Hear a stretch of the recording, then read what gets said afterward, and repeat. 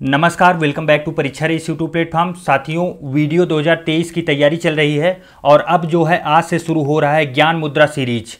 अभी तक आप लोगों ने देखा घटना चक्र की, यूथ पब्लिकेशन की, इन सब की सीरीज लगभग चैनल पे आ गई है। आप चैनल के प्लेलिस्ट में जाके देख सकते हैं। प्लेलिस्ट में आप देखेंगे यहाँ पे जो है दो तीन चीज़ें अच्छी चल रही हैं। एक वीडियो फटाफट सीरीज चल रही है जिसमें 2 से 5 मिनट में आपको रिवीजन करा के एक टॉपिक को दे दिया जाता है। का करंट अफेयर देखिए, राष्ट्रीय परिदृश्य खत्म हो गया, बाकी के इसके जो है वो जल्दी ही जल्द आ रहे हैं। करंट अफेयर पूरे साल भर का करंट अफेयर आपको मुश्किल से, मुझे उम्मीद है कि 1 हफ्ते के अंदर पूरा मिल जाएगा। 1 हफ्ता तो ज़्यादा बता रहे हैं, 2 से 3 दिन में आपको कंप्लीट मिल जाएगा। आप उसे भी अच्छे से सॉल्व करके तैयारी कर सकते हैं। और जीएस की तो एकदम सीरीज अच्छे से चल ही रही है। तो आप लोग अपनी तैयारी बहुत धारदार रखिए। और आप देख सकते हैं कि कितने अच्छे से यहाँ पे जो है मैप और ग्राफ के हेल्प से पूरा टॉपिक को समझाया जाता है और बताया जाता है। और उसके बाद फिर आपको पीडीएफ भी प्रोवाइड कर दिया जाता है कि आप इसको रिवाइज कर लें। और परीक्षा हाल में जब आप पहुँचें तो आप 4 ऑप्शन में से आपका वो ऑप्शन जो सही है वो आपको चमकता हुआ दिखना चाहिए। ज़्यादा समय न गवाते हुए चलिए शुरू करते हैं आज का सेशन।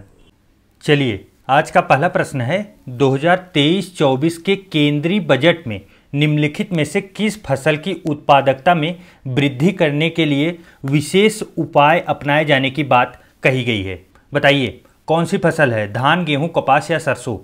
तो आपको बता दें, टेक्सटाइल इंडस्ट्री को बढ़ावा देने के लिए जो है गवर्नमेंट बहुत काम कर रही है, उसका टारगेट है। तो यह जो है कपास को बढ़ावा देने का टारगेट किया गया है। किसको? कपास को। और आपको बताते चले कपास के उत्पादन में नंबर 1 पे राज्य कौन सा है, तो वो है गुजरात। चलिए, नेक्स्ट है अगस्त 2022 में भारत की पहली अंडर वाटर मेट्रो का उद्घाटन निम्नलिखित में से किस शहर में किया गया। बताइए अंडर वाटर मेट्रो कहाँ पे चलाई जा रही है। देखिए, पहली चीज़, अंडर वाटर मेट्रो देखने में कितना अच्छा लगता है, तो आप इसका चित्र देख लीजिए। और उसके बाद बताइए कौन सा शहर है। तो अंडर वाटर मेट्रो चलाने का जो कार्य किया गया है वो कोलकाता में किया गया है। कहाँ? कोलकाता में।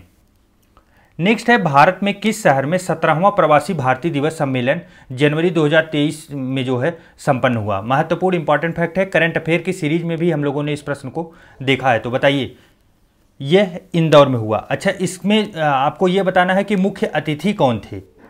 तो मुख्य अतिथि जो थे मोहम्मद इरफान, कौन थे? मोहम्मद इरफान अली। मोहम्मद इरफान अली ये कहाँ के हैं? तो यह जो है गुयाना, कहाँ के? गुयाना के राष्ट्रपति हैं। आप लोग याद रखिएगा। नेक्स्ट है एमवी गंगा बिलास के बारे में निम्नलिखित कथनों पर विचार कीजिए। महत्वपूर्ण फैक्ट है, गंगा बिलास आपको पता है किस बार परीक्षा में आ रहा है, चाहे जैसे। तो एमवी गंगा बिलास क्रूज जो है अंतारा लग्जरी रिवर क्रूज द्वारा विकसित एवं संचालित एक अंतर्राष्ट्रीय रिवर क्रूज है। तो यह फैक्ट पूरी तरीके से सही है। बाकी और फैक्ट से पहले आइए, इसका पहले हम लोग थोड़ा सा देख लेते हैं मैप कि यह गंगा बिलास चलेगा कहाँ से। तो देखिए, गंगा बिलास जो है ना एक समुद्री जहाज एकदम लग्जरी टाइप की बनाई गई है। और यह स्टार्ट हुआ है कहाँ से? वाराणसी से। आप देख रहे हैं वाराणसी से स्टार्ट होके ये कहाँ तक जाएगी? तो यह जाएगी डिब्रूगढ़ तक। और डिब्रूगढ़ है कहाँ पे? तो यह असम में है। असम के डिब्रूगढ़ तक जाएगी। आप देख रहे हैं यहाँ पे कोलकाता, ढाका, ये ढाका जो है बांग्लादेश का, और कोलकाता होते हुए। तो इसका रूट आप देख सकते हैं कितना लंबा है, लगभग 3200 किलोमीटर और 51 दिन की यात्रा ये कंप्लीट करेगा। तो आइए अब देखते हैं जो प्रश्न बना है हम लोगों का। करंट अफेयर में भी ये चीज़ें कवर की गई हैं, आप लोग वहाँ से भी देख सकते हैं। 13 जनवरी 2023 को प्रधानमंत्री द्वारा वर्चुअल तरीके से इसे वाराणसी से डिब्रूगढ़ के लिए रवाना किया गया। तो यह फैक्ट भी पूरी तरीके से सही है। नेक्स्ट है, यह वाराणसी से पटना, साहिबगंज, कोलकाता, ढाका, गुवाहाटी होते हुए डिब्रूगढ़ तक की 3200 किलोमीटर की अंतर्राष्ट्रीय जल यात्रा 51 दिनों में पूरी करेगा। तो मैप पे हम लोगों ने देख लिया, आप इसे एक बार फिर से रिवाइज कर लीजिए। यह भी कथन पूरी तरीके से सही है। तो इस प्रकार क्या होगा? सही जवाब जो होगा उपरोक्त 3 के तीनों सही है। अच्छा, एक डेट और आप लोग याद रखिए कि 13 जनवरी 2023 को क्या हुआ था? गंगा के निकट, गंगा के समुद्री तट पर टेंट सिटी बसाया गया था। क्या बसाया गया था? Tent city. यह कहाँ हुआ था? वाराणसी में ही। वाराणसी, आपको पता है वाराणसी महत्वपूर्ण है फैक्ट, कई चीज़ें यहाँ पे घटित हुई हैं, तो इसके लिए करंट अफेयर में भी ये बना रहा है। नेक्स्ट है, निम्न में से कौन सुमेलित नहीं है। बताइए कौन सुमेलित इसमें से नहीं है। देखिए, उड़ीसा का है, जी हाँ सही है। कुचिपुड़ी आंध्र प्रदेश का, कथकली केरल का, और उसके बाद कथक जो है वो कहाँ का है? कथक, बताइए कथक जो है वो यूपी का है। उसके बाद फिर भारतनाट्यम, भारतनाट्यम जो है राजस्थान का नहीं है, कहाँ का है, यह तमिलनाडु का है। भारतनाट्यम जो है वह राजस्थान का ना होकर तमिलनाडु का, तो सही जवाब क्या बना इसका, ऑप्शन नंबर डी। नेक्स्ट है बंगाल में भक्ति आंदोलन का प्रवर्तक कौन था, बताइए बंगाल में भक्ति आंदोलन किसके द्वारा चलाया गया था। तो देखिए बंगाल में सबसे पहले भक्ति आंदोलन की नींव पड़ी थी 16वीं शताब्दी में। कब, 16वीं शताब्दी में। किसके द्वारा, तो चैतन्य महाराज के द्वारा, चैतन्य जी के द्वारा ये इसकी शुरुआत होती है। अच्छा चैतन्य जी किसके आराध्य थे, इनके भगवान कौन थे, तो इनके भगवान कृष्ण थे, कृष्ण की ये भक्ति करते थे। अच्छा आपको एक और फैक्ट बताएं तो देखिए हरे कृष्णा का जो मंत्र है वो इन्हीं के द्वारा प्रचलित किया गया था। किसके द्वारा, चैतन्य जी के द्वारा। चलिए नेक्स्ट है बाल मुरली कृष्ण का संबंध किस वाद्य यंत्र से है, बताइए बाल मुरली जो है कृष्ण का संबंध किस वाद्य यंत्र से है। तो यह वायलिन बहुत अच्छा बजाते थे। क्या बजाते थे, वायलिन। ये कहाँ के हैं, तो कर्नाटक के गायक हैं। कहाँ के, कर्नाटक के हैं। चलिए नेक्स्ट है इनमें से कौन सा सही सुमेलित नहीं है। मनीष नरवाल बैडमिंटन, बताइए खिलाड़ी हैं वो किस खेल से संबंधित है, तो बताइए मनीष नरवाल बैडमिंटन से है, जी नहीं ये गलत है। तो मनीष नरवाल किससे हैं, ये शूटिंग से हैं, शूटिंग। उसके बाद फिर सुमित अंतिल किस खेल से संबंधित है, तो देखिए ये निशानेबाजी नहीं है, भाला फेंक के खिलाड़ी हैं। उसके बाद अवनी लेखरा निशानेबाजी, जी हाँ इनका एकदम सही है। उसके बाद नेक्स्ट है प्रमोद भगत जेवेलियन, बताइए जेवेलियन नहीं है, ये बैडमिंटन से हैं। किससे हैं, बैडमिंटन। इस प्रकार जो सही सुमेलित था वो अवनी लेखरा था, बाकी तीन के तीनों सुमेलित नहीं थे। नेक्स्ट है निम्नलिखित में से किस देश के वैज्ञानिकों ने पहला कृत्रिम भ्रूण जो है तैयार किया है। सीधा वन लाइनर फैक्ट है, वो महत्वपूर्ण है। कृत्रिम भ्रूण किसके द्वारा तैयार किया गया है, कहाँ के वैज्ञानिकों द्वारा, तो इजराइल। आप लोग याद रखिए, आपको पता है इजराइल जो है टेक्नोलॉजी के क्षेत्र में हमेशा आगे रहता है। नेक्स्ट है जिसका जन्म दिवस पराक्रम दिवस के रूप में मनाया जाता है, बताइए काफ़ी महत्वपूर्ण है, काफ़ी चर्चा में भी रहता है ये करंट अफेयर। तो किसका जन्म दिवस जो है पराक्रम दिवस के रूप में मनाया जाता है, तो सुभाष चंद्र बोस जी का जन्म दिवस। अच्छा किस डेट को पड़ता है, बताइए, तो 23 जनवरी को, 23 जनवरी को। अच्छा सुभाष चंद्र बोस जी का जन्मदिन कब हुआ था, 23 जनवरी 1897 में। यह भी आप लोग याद रखिएगा। आपको बता दें 23 को ये पड़ता है और 24 जनवरी को यूपी का स्थापना दिवस मनाया जाता है, यूपी स्थापना दिवस, आप इसे भी याद रखिएगा। चलिए नेक्स्ट है प्रधानमंत्री नरेंद्र मोदी ने निम्नलिखित में से किस राज्य में IIBX Indian international bullion exchange launch किया है, बताइए यह मोदी जी द्वारा कहाँ पे किया गया है। तो देखिए यह जो है एक्सचेंज गुजरात में लॉन्च किया गया है। अच्छा इंटरनेशनल बुलियन एक्सचेंज होता क्या है, तो यह भारत का जो है ना पहला सोने चांदी का व्यापार, जैसे आप समझते हैं ना कि सोने चांदी के लिए जैसे आपका शेयर मार्केट होता है, वैसे ही यह भी मार्केट होगा, शेयर मार्केट। लेकिन इसमें जो है व्यापार किस में होगा, सोने चांदी वगैरह में होगा। तो इस प्रकार जो इसका सही जवाब बनेगा ऑप्शन नंबर डी बनेगा। चलिए नेक्स्ट है lineman, full back, corner, kick शब्द किस खेल से जुड़े हुए हैं, बताइए। तो देखिए यह खेल जो है वो फुटबॉल से संबंधित है। तो किससे है, फुटबॉल से। चलिए नेक्स्ट है early Hindu temple of Gujarat पुस्तक के लेखक कौन है, early Hindu temple of Gujarat, बताइए। तो देखिए यह पुस्तक जो है वरुण मायरा के द्वारा लिखा गया है। किसके द्वारा, वरुण मायरा। और यह पुस्तक आपको बता दें आज की नहीं है, ये 2015 की पुस्तक है और 15 में मोदी जी द्वारा इसका इनॉग्रेशन किया गया था। तो सही जवाब क्या बना, ऑप्शन नंबर ए। नेक्स्ट है अंतर्राष्ट्रीय अहिंसा दिवस कब मनाया जाता है, बताइए। अंतर्राष्ट्रीय अहिंसा दिवस महत्वपूर्ण फैक्ट है। देखिए अंतर्राष्ट्रीय अहिंसा दिवस जो है वो 2 अक्टूबर को मनाया जाता है। कब मनाया जाता है, 2 अक्टूबर को। 2 अक्टूबर क्या है, गांधी जी की जयंती है, गांधी जी की जयंती है। अच्छा चूंकि अंतर्राष्ट्रीय दिवस है तो अंतर्राष्ट्रीय दिवस किसके द्वारा स्थापित किया गया है, तो यूनाइटेड नेशन के द्वारा इसकी शुरुआत की गई थी। कब की गई थी, 2007 से, 2007 से। चलिए नेक्स्ट है निम्नलिखित में से किस देश ने अगस्त 2022 में ताइवान के आसपास अपना अब तक का सबसे बड़ा सैन्य अभ्यास किया है, बताइए।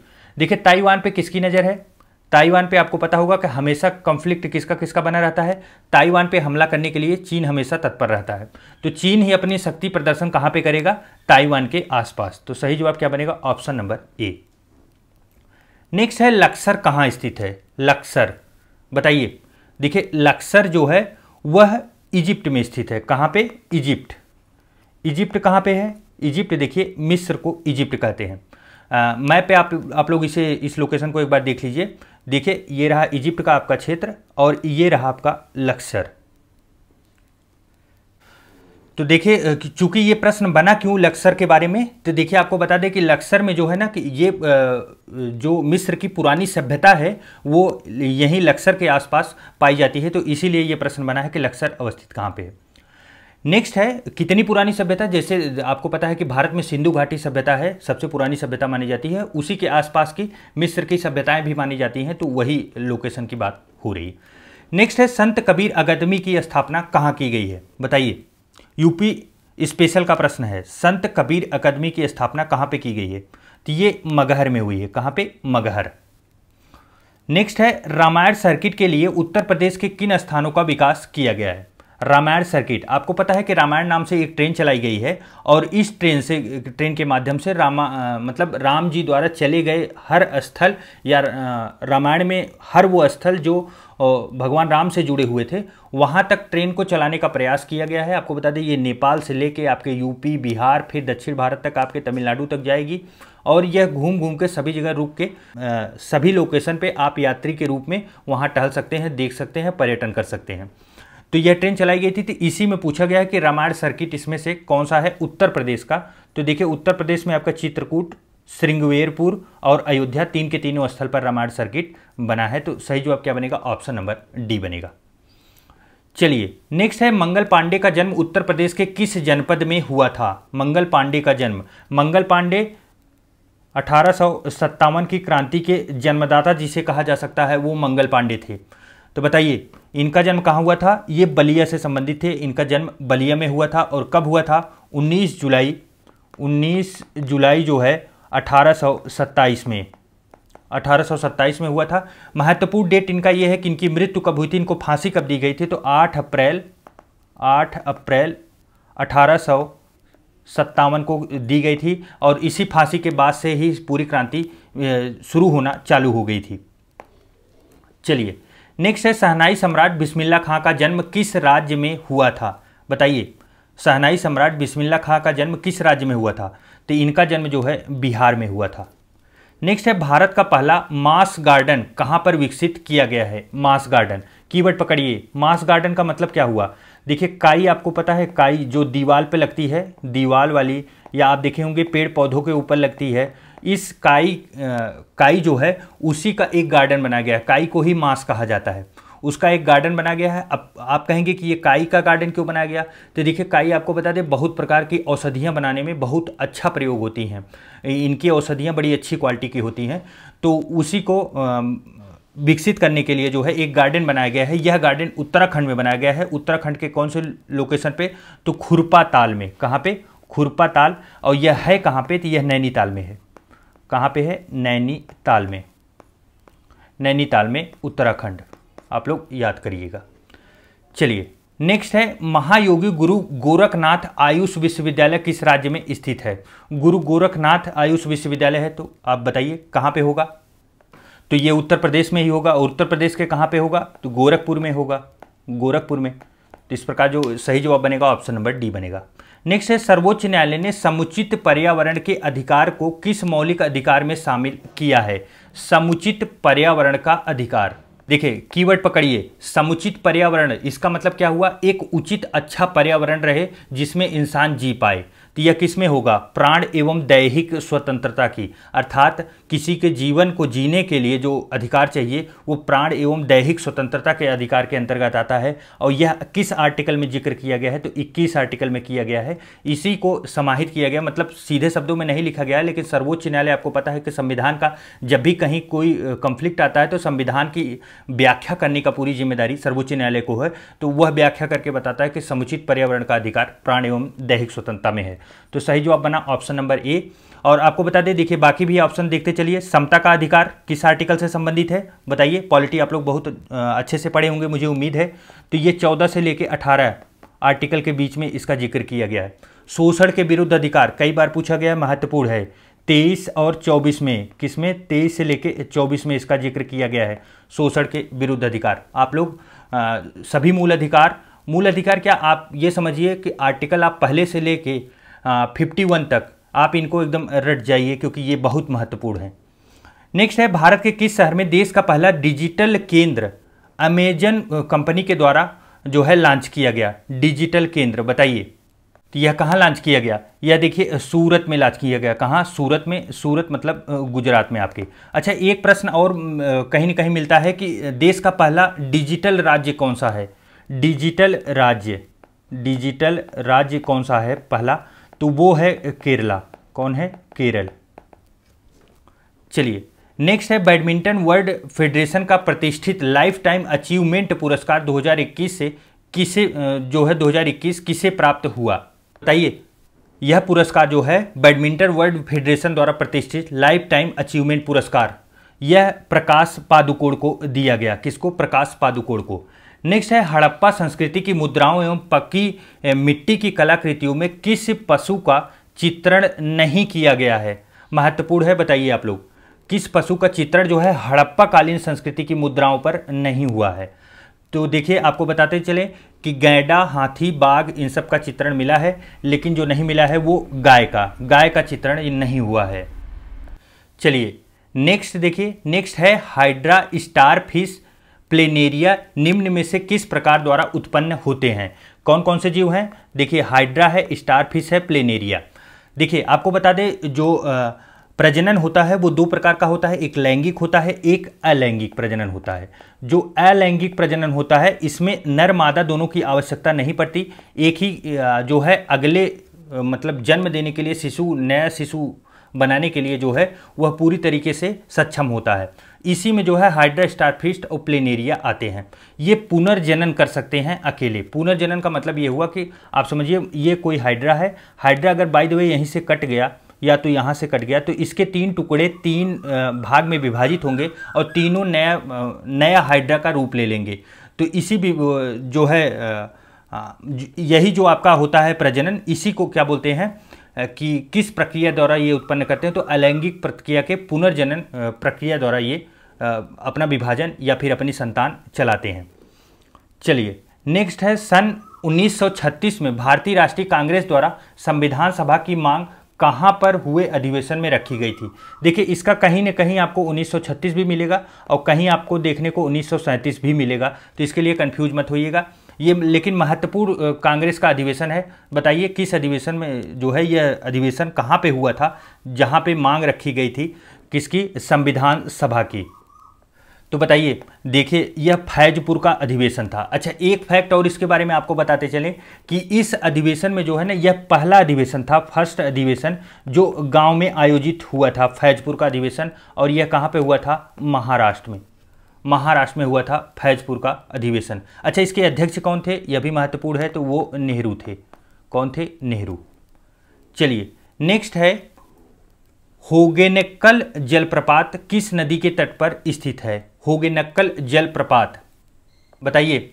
देखिए जलप्रपात आप लोग पढ़ के जाइएगा, महत्वपूर्ण है। देखिए यह जलप्रपात जो है वह कावेरी नदी पर बना है, कावेरी नदी पर। और अच्छा, किस राज्य पे जो है कौन से राज्य के अंतर्गत आता है? तो आपको बताते चले कि तमिलनाडु और उसके बाद जो है कर्नाटका के सीमा पर अवस्थित है।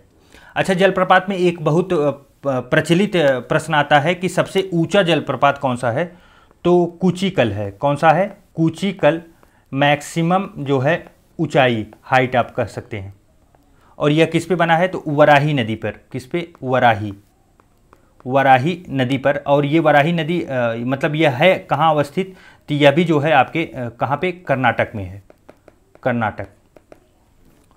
चलिए नेक्स्ट है, संविधान के किस अनुच्छेद के अंतर्गत न्यायालयों द्वारा संसद की कार्यवाहियों की जांच करना प्रतिबंधित किया गया है? महत्वपूर्ण आर्टिकल है और महत्वपूर्ण कीवर्ड भी है, आप पकड़िए। देखिए संविधान में सीधा जिक्र किया गया है कि न्यायालय जो है वो भी अपनी सीमा में रहे, ऐसा ना हो कि न्यायालय भी अपनी सीमा लांघ के आगे निकल जाए। उसी आर्टिकल की बात की जा रही है कि न्यायालय जो है वह संसद की कार्रवाइयों की जांच करना प्रतिबंधित है, कि संसद में कोई कार्य हो रहा है ना, उसकी जांच न्यायालय नहीं कर सकता, क्योंकि वहां पे खुद चुने हुए प्रतिनिधि गए हैं, वो अपनी जांच खुद कर सकते हैं, ऐसा संविधान में जिक्र किया गया है। तो यह जो है किस आर्टिकल के अंतर्गत ऐसी बात कही गई है, यही पूछा गया है। तो वो आर्टिकल था 122। चलिए नेक्स्ट है, सितंबर 2022 में एशियन पाम ऑयल संधि ग्लोबल शिखर सम्मेलन कहाँ पर आयोजित किया गया। इंपॉर्टेंट, वेरी वेरी इंपॉर्टेंट में रखिए, क्योंकि ये कहाँ पे हुआ है, आगरा में हुआ है। और पाम ऑयल आपको पता है कि ऑयल की कमी से जो है, खाने वाले ऑयल जो है, खाने वाले तेल, खाद्य तेल जो होते हैं, उसकी कमी से भारत जूझ रहा है और उसको बढ़ाने का बहुत ज़्यादा प्रयास कर रहा है। तो उसके लिए जो है कहाँ पे इसके सम्मेलन होते हैं, ये महत्वपूर्ण होता है। तो आगरा आप लोग याद रखिए। उत्तर प्रदेश में लोकायुक्त का पद सृजित किया गया, महत्वपूर्ण बताइए। लोकायुक्त, पहली चीज लोकायुक्त पद ही अपने आप में बहुत महत्वपूर्ण है। तो आइए इसके बारे में जो कुछ महत्वपूर्ण फैक्ट है उन्हें एक जगह देख लेते हैं। देखिए बात किसकी हो रही है, बात हो रही है लोकायुक्त की। लोकायुक्त, लोकायुक्त का जो है कार्यकाल उत्तर प्रदेश में कितना है, आप सबसे पहले ये याद रखिए कार्यकाल। तो पहले इनका कार्यकाल 6 वर्ष था, लेकिन अब 8 वर्ष कर दिया गया है। 8 वर्ष आप लोग याद रखिए। और जो जिस आर्टिकल के थ्रू ये बनाए गए हैं, अर्थात कौन से अमेंडमेंट के थ्रू ये बनाए गए हैं, जो अमेंडमेंट हुआ था वो 1975 का है। 1975 के अधिनियम के द्वारा इनका जो है सृजन किया गया है उत्तर प्रदेश में। अच्छा, जो है इनको सृजन करने के लिए कहाँ जिक्र मिला था जो बनाए गए हैं, तो देखिए फर्स्ट ARC रिपोर्ट जो आई थी, फर्स्ट ARC रिपोर्ट, इसमें जिक्र था लोकायुक्त के गठन का। और एक फैक्ट और बनता है कि पूरे देश में पहला लोकायुक्त सृजन किसके द्वारा किया गया था, लोकायुक्त पद का जो है सृजन किसके द्वारा किया गया था, तो पहला जो है फर्स्ट इंडिया में जो है, इंडिया में आपको उसके बाद याद रखिए महाराष्ट्र होता है। और महाराष्ट्र में कब होता है, महाराष्ट्र में 1971 में ही बनाए गए थे। अच्छा, एक फैक्ट और यहाँ पे छूटा है, वो भी आप लोग याद रखिए कि यूपी के पहले कौन से थे, पहले लोकायुक्त उत्तर प्रदेश के कौन थे। तो यूपी फर्स्ट जो है लोकायुक्त कौन बने थे, तो आप उन्हें याद रखिए, विश्वंभर दयाल हैं। कौन है, विश्वंभर दयाल। इतना फैक्ट आप लोग याद रखिए, लोकायुक्त से काफ़ी महत्वपूर्ण है। यहाँ से कहीं से भी प्रश्न बनाया जा सकता है, आप लोग स्क्रीनशॉट लेके एक बार इसे भी रिवाइज कर लीजिएगा, नहीं तो PDF के साथ आपको मिलेगा ही। तो सही जवाब इसका क्या बना, सही जवाब बना 1975 में। और सबसे पहले कहाँ पे हुए थे, रिवाइज कर लीजिए आप लोग, सबसे पहले 1971 में महाराष्ट्र में। चलिए नेक्स्ट है, गुप्त काल की पक्की ईंटों से बना भीतरगांव मंदिर। भीतरगांव का मंदिर कई बार परीक्षा में आ चुका है, तो बताइए। गुप्तकालीन मंदिर है और पक्की ईंटों से बना है, यह कहाँ पे अवस्थित है, और खास करके यूपी स्पेशल का प्रश्न है। तो देखिए यह कानपुर में स्थित है। कहाँ पे, कानपुर में। देखिए इस मंदिर को आप देखिए कितना अच्छा और सुंदर दृश्य है इस मंदिर का।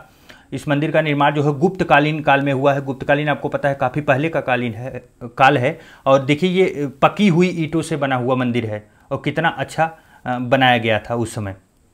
चलिए नेक्स्ट है, भारत निर्वाचन आयोग ने किस अभिनेता को जो है नेशनल आइकॉन घोषित किया है।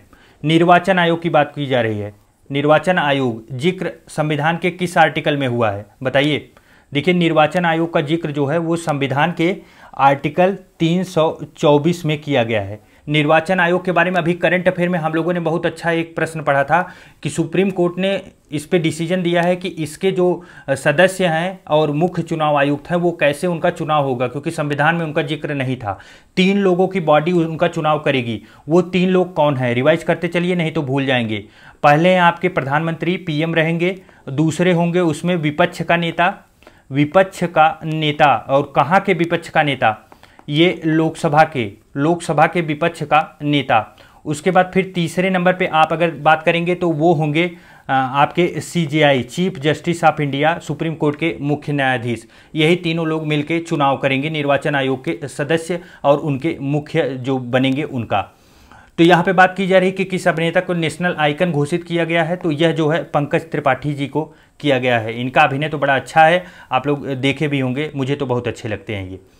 नेक्स्ट है निम्नलिखित में से कौन सा लोक नृत्य दिए गए राज्यों से सुमेलित नहीं है, बताइए। देखिए भांगड़ा पंजाब, क्या ये सही है? जी हाँ, यह बिल्कुल सही है। उसके बाद फिर आता है डांडिया गुजरात, यह भी पूरी तरीके से सही है। बाउल पश्चिम बंगाल, यह भी सही है। जो सही नहीं है तो वो है बिहू आंध्र प्रदेश। आंध्र प्रदेश न होके कहाँ पे होगा? यह असम में होगा। तो इस प्रकार जो सही उत्तर बनेगा वो क्या बनेगा? ऑप्शन नंबर बी बनेगा। चलिए नेक्स्ट है किस प्रकार के विदेशी निवेश को सुरक्षित माना जाता है? असुरक्षित माना जाता है, सुरक्षित नहीं, असुरक्षित माना जाता है। देखिए इसमें जो सही जवाब होगा वो होगा पोर्टफोलियो। अच्छा, पोर्टफोलियो होता क्या है इसके बारे में आप लोग जानते रहिए।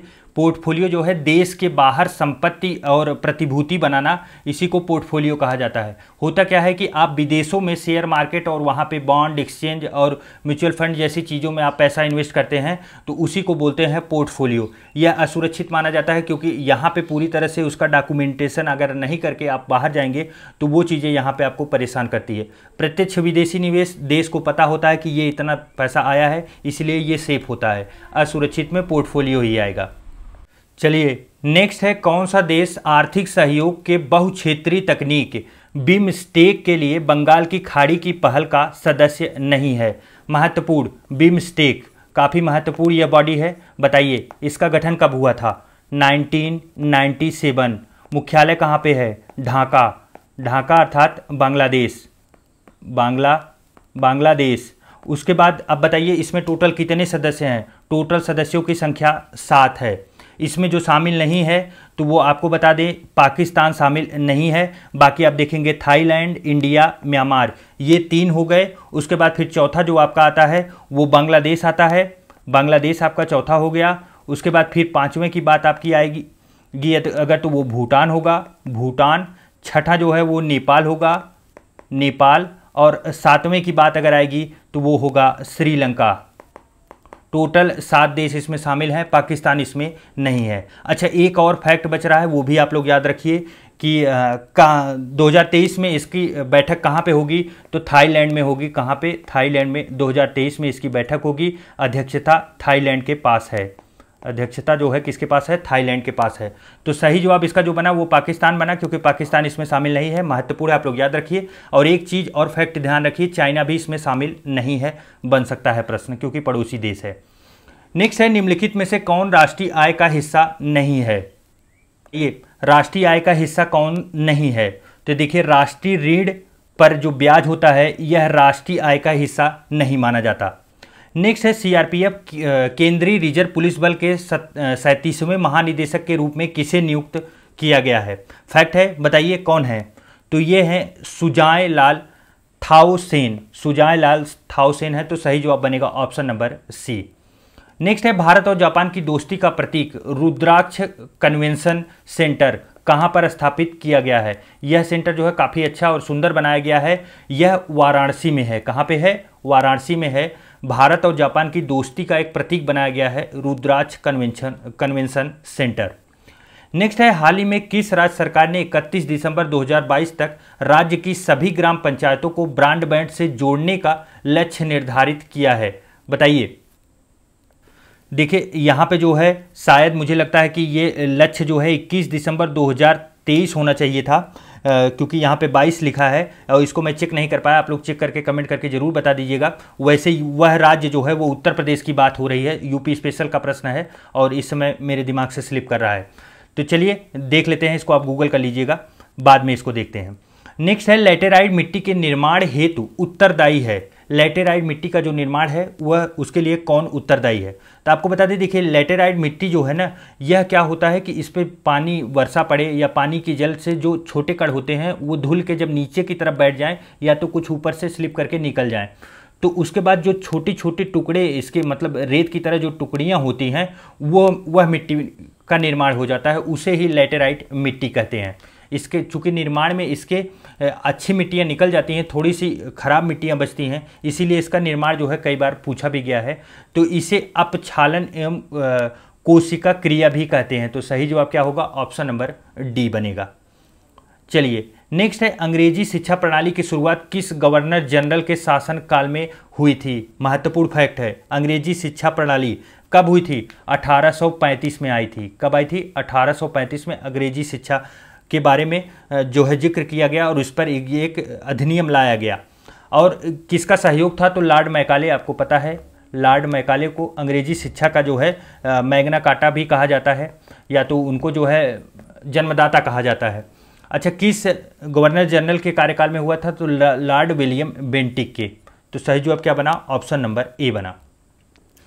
नेक्स्ट है मुद्रास्फीति के से कौन लाभान्वित होता है? मुद्रास्फीति, बताइए मुद्रास्फीति से कौन लाभान्वित होगा? लेनदार, देनदार, बैंक और नागरिक। देखिए यहाँ पे रीडी और रीड नहीं लिखा गया है, इसलिए शब्द को ध्यान दीजिएगा। देखिए मुद्रास्फीति होने का मतलब ये हुआ कि पैसों की वैल्यू जो है घटेगी, पैसों की वैल्यू घटेगी। पहले 10 रुपये में जितने सामान मिलते थे अब 10 रुपये में नहीं मिलेंगे, वो 20 रुपये या 15 रुपये में मिलने लगे हैं, तो पैसों की वैल्यू घट गई। तो फायदा इसमें सबसे ज़्यादा देनदारों का होता है। कैसे होता है उसको आप लोग ध्यान से देखिए। देखिए होता यह है कि चूंकि पैसों की वैल्यू घटी तो किसी वस्तु को खरीदने के लिए लोगों के पास और पैसे चाहिए, और पैसे चाहिए तो सब लोग पैसे और जुटाने के लिए मार्केट में दौड़ेंगे। मार्केट में जाएंगे तो क्या करेंगे? लेनदार, जो देनदार हैं वो पैसे और देने को तैयार हैं, उनके पास पैसा तो रहता ही हमेशा देनदार के पास, तो वो पैसा देने के लिए तैयार होते हैं, लेकिन वो अपना टैक्स बढ़ा लेंगे। जब वो टैक्स बढ़ाएंगे तो उनका मुनाफा बढ़ेगा। इसीलिए जो है मुद्रास्फीति के दौरान कौन लाभान्वित होगा? देनदार लाभान्वित होता है। नेक्स्ट है थर्ड वर्ड शब्द का उपयोग किसके संदर्भ में किया जाता है? थर्ड वर्ड आपको कहीं भी देखने को मिल जाए तो आप समझिए यह किसके बारे में बात हो रही है? यह बात हो रही है विकासशील देशों के बारे में। विकासशील देश, भारत किस कैटेगरी में आता है? विकासशील देशों की कैटेगरी में आता है। और थर्ड वर्ड में आपको बता दें, आप चाहे दक्षिण अमेरिका चले जाइए, दक्षिण अमेरिका, उसके बाद जो है अफ्रीका का जो क्षेत्र है, आपको पता है यहाँ पे भी बहुत डेवलपमेंट नहीं हुआ है, प्लस जो है एशिया का क्षेत्र, इन क्षेत्रों के बहुत से देश जो है थर्ड वर्ल्ड कैटेगरी में जोड़े जाते हैं। ऐसे शब्द जो है खास करके वेस्टर्न कंट्रियों के द्वारा दिए गए शब्द हैं थर्ड वर्ल्ड। और आपको बता दें इन्हीं देशों का इस समय विकास बहुत अच्छे से चल भी रहा है, बड़े देश तो उनकी सफाया हो गया है। नेक्स्ट है लाइफ ऑफ पाई नामक पुस्तक के लेखक कौन है? बहुत महत्वपूर्ण मतलब बहुत अच्छी पुस्तक है, जिसे आप देखेंगे। इस पे फिल्माया भी गया है, एक मूवी भी बनी है। बहुत से लोग, मुझे उम्मीद है कि देखे भी होंगे। जो लोग देखे हैं कमेंट करके ज़रूर बताइएगा। लाइफ ऑफ पाई, ये देखिए एक नाव रहती है जिसमें एक बाघ रहता है और एक बच्चा, यही 2 लोग बचे रहते हैं और दोनों लोग कैसे सर्वाइव करते हैं कि ये दोनों लोग खो जाते हैं रास्ते में और कैसे कैसे सर्वाइव करके ये लोग के तट तक पहुंचते हैं। तो बहुत सारी कहानियाँ इसी मूवी में छिपी थी, मूवी के रूप में मैंने इसे देखा था। और बाकी जो है यह पुस्तक बनी थी, नॉवेल बनी थी, जिसी के ऊपर यह फिल्माया गया है। तो बताइए यह पुस्तक जो है इसके लेखक कौन हैं? तो इसके लेखक जो है यान मार्टेल हैं। कौन है? यान मार्टेल। तो सही जवाब ऑप्शन नंबर बी होगा। नेक्स्ट है किस पहर में राग भैरवी गायन सर्वाधिक उपयुक्त माना जाता है? राग भैरवी, बताइए। देखिए राग भैरवी गायन जो है यह बहुत मधुर, रुचिकर और स्वर युक्त गीत होता है। स्वर युक्त गीत होता है। इसे जो है कई जगह जिक्र मिला है कि इसको सुबह सुबह गाना चाहिए। तो सही जवाब क्या बनेगा? ऑप्शन नंबर सी बनेगा।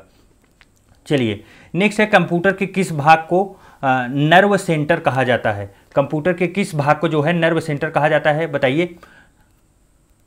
तो वह जो है कंट्रोल यूनिट को कहा जाता है। किसको? कंट्रोल यूनिट को। नेक्स्ट है 2011 की जनगणना के अनुसार भारत में निम्नलिखित राज्यों में से सबसे अधिक जनसंख्या घनत्व वाला राज्य कौन सा है? बताइए।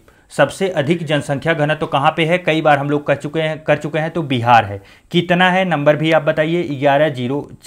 1106 लोग पर वर्ग किलोमीटर में रहते हैं। इसी को बोलते हैं जनसंख्या घनत्व। अच्छा 2 फैक्ट और यहाँ पे याद करिए। यूपी का कितना है? तो यूपी का 829 है, 829। और यही बात कर लीजिए इंडिया का भी पूछा जा सकता है हम लोगों से, वो है 382। इतने फैक्ट इंपॉर्टेंट थे, इससे आप याद रखिए।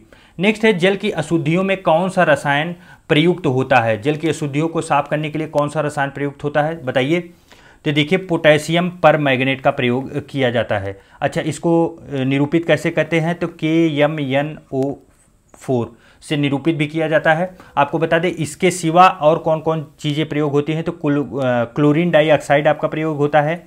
आपका क्लोरीन जो है, क्लोरीन डाइऑक्साइड, यह भी जो है जल को शुद्ध करता है। और आपको एक और पता होगा क्लोरामीन, क्लोरामीन और प्लस ओजोन, इन सब से भी जल को शुद्ध किया जाता है।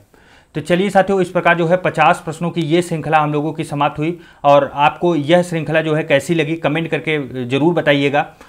और आपकी तैयारी जो है कहाँ तक पहुँची है उसके बारे में भी कुछ अपना जिक्र जरूर कीजिएगा कमेंट बॉक्स में, मुझे बहुत बेसब्री से इंतज़ार रहेगा। चलिए मिलते हैं अगली सीरीज में अगले टेस्ट पेपर के साथ, तब तक के लिए ढेर सारा प्यार, नमस्कार।